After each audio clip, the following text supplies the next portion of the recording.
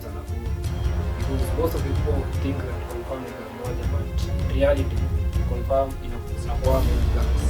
Kitambo hiyo time ya Biggie ilikuwa one big gang, but later on zikakuja zikaspread, na bado hiyo time confirm ilikuwa under Biggie, walikuwa bado wengi different gangs, but watu walikuwa united in what they do at that time, but sasa iko na Biggie. So back to story ya Biggie, hiyo busy yake ilileta beef between yeye na hizo magangs nyingine. So watu wakaamua wacha poison Biggie because he was so prosperous, alikuwa amepata pesa such that mpaka mandugu zake wakakuwa jealous of his business. So akadecide wacha tumada Biggie.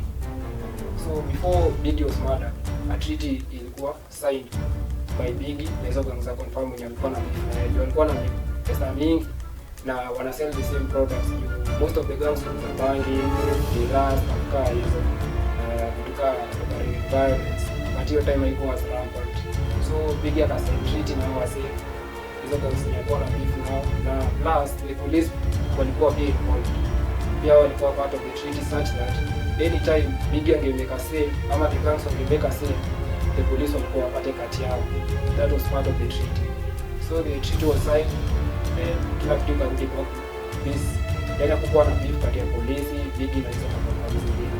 Ilikuwa kila kitu ilikuwa best to me. So mabrother ya Biggie wakaona hii imekuwa too much, msana anapata pesa na hadi si wenyewe watu involved. Akaamua wacha kutoka. So Biggie had two brothers. Kulikuwa na the second born and the third born.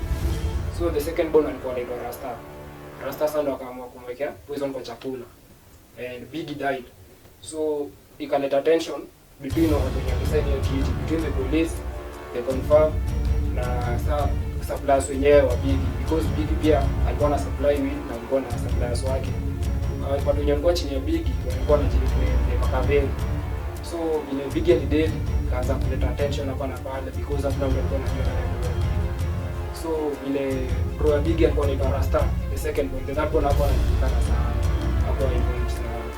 So vile Rasta watu walianza kujua ati Rasta ati ndio Biggie, Rasta anadanganya, akaichora picha ya Biggie. So watu walianza kususpect ati Biggie ati ni Rasta ni Biggie. Watu waliassume kitu kile ndio hawajui ni nani. So later on Biggie akaenda kazi kwa pale South Sea, kalea buka yake na shisha yake, but no one knew that he was poisoned by his brothers. So hiyo ni story ya Biggie vile mmeisikia, na hizi crimes zenye mnasikia na sijui snatching, ati sijui msee alikonewa elfu ngapi kwa simu, hizo zote zilianza the moment Biggie died because ilileta tension, hakuna msee alikuwa anajua nani alikuwa Biggie. But this is the real story of Biggie.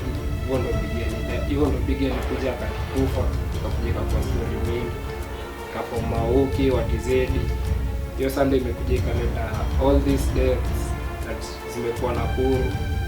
Hizi beef zote zenye mnasikia za maganga ati watoto waende shule ya gangs, sijui wanapigana, hizo zote zilitoka tu kwa hiyo story moja. But it's not for Biggie. Hizi beef zote zenye ziko saa hizi gang zote hatungekuwa nazo, na hizi vita zote sasa kungekuwa na amani. Unaona? So mayut pale nje ni mjichunge because sisi maganga walikuwa si eti wewe ujue unaliputiwa, but they just take you, wanakuambia kuja tukuonyeshe hivi ni nini. Kama ni msee wa raha, wewe jichunge sana because it's much more easier to beg. Na ukishaingia kwa hii maneno unajua tu utoki, na ukitoka msee wewe ni god. Ondokea tu hizi riba, wewe stay safe, achana na crime life. At Nakuru, this is Nakuru City, the police officers, that is inclusive the DCI, intelligence, and of course the general duty officers.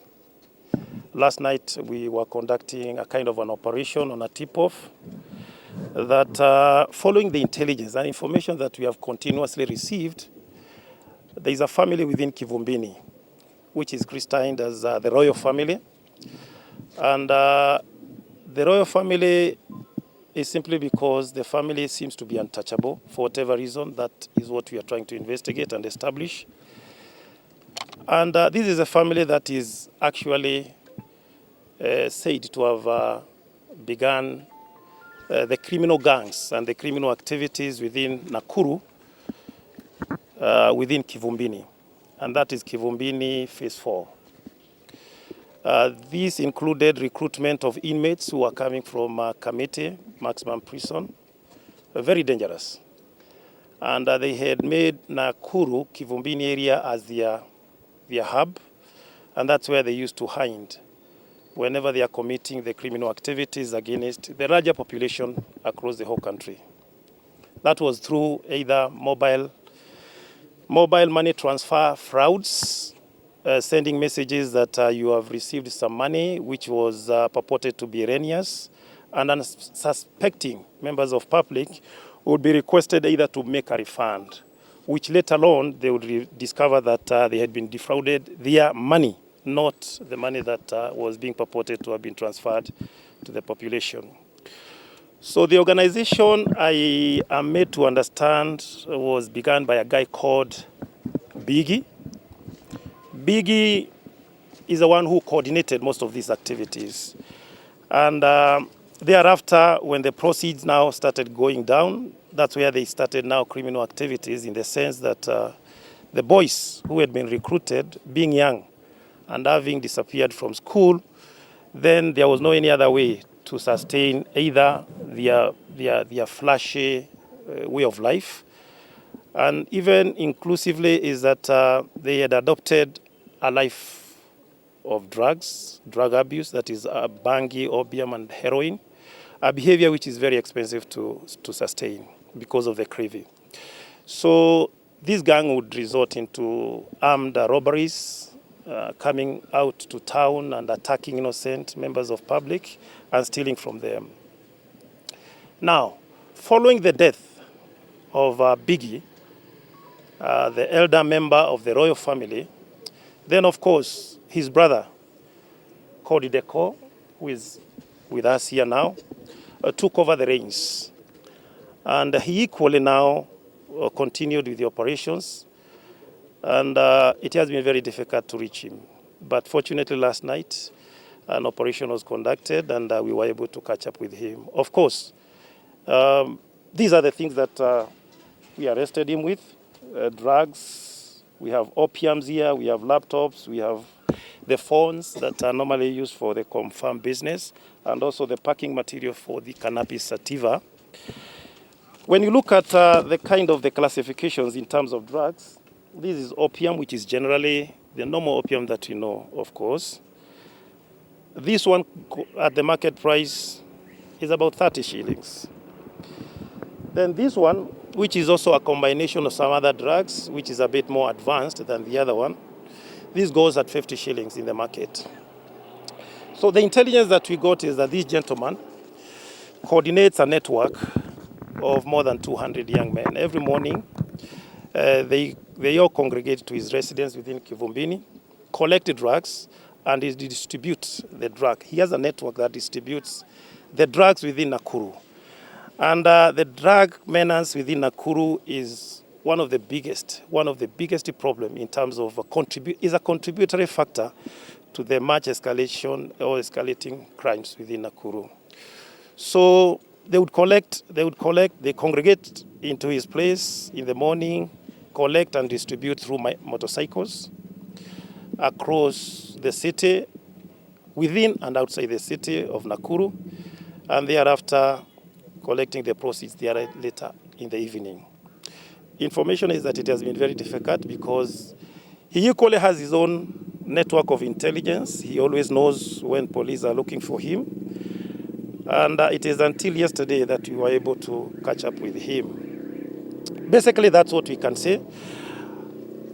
What was able to be picked from him during their night operation was that we have, I understand the proceeds. The proceeds that already he had was 5,535. And of course, a consignment of bangi, together inclusive of all these roll, of the market value of 331,220. That is what we were able to catch up with him. I know he'll be appearing. We shall be placing him before court tomorrow or today, God willing, depending on how we complete our investigations. And I want to believe, as he could promise, that he's reforming to become a man of good behavior, then Nakuru will be a peaceful and a good place to live in. So basically, that's what we have.